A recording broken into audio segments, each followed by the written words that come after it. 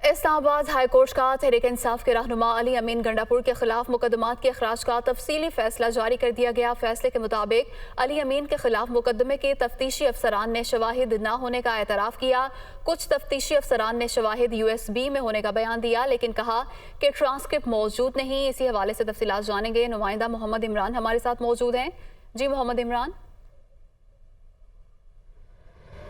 जी, Islamabad high court के justice Tariq Mahmood Jahangiri ने 14 सफ़ात पर मुश्तमिल ये तफसीली फ़ैसला जारी किया है, जो कि बुनियादी तौर पर अली अमीन गंडापुर का नाम 25 मई के जो तहरीक इंसाफ के इस्लामाबाद में और मुल्क के मुख्तलिफ़ शहरों में मुज़ाहरे थे, तो यहाँ पर इस्लामाबाद में अली अमीन गंडापुर के ख़िलाफ़ मुख्तलिफ़ थानों में 11 से ज़ायद FIRs जो है वो दर्ज की गई थी और उन्हीं के ख़िलाफ़ अखराज मुकदमा की दरख्वास्त दायर की थी अली अमीन गंडापुर ने, जिस पर अदालत ने फ़रीक़ैन के दलाइल मुकम्मल होने पर फ़ैसला महफूज किया था। और जो शॉर्ट ऑर्डर था उसमें अदालत ने इन तमाम मुकदमात से अली अमीन गंडापुर का नाम खारिज करने का हुक्म दिया था।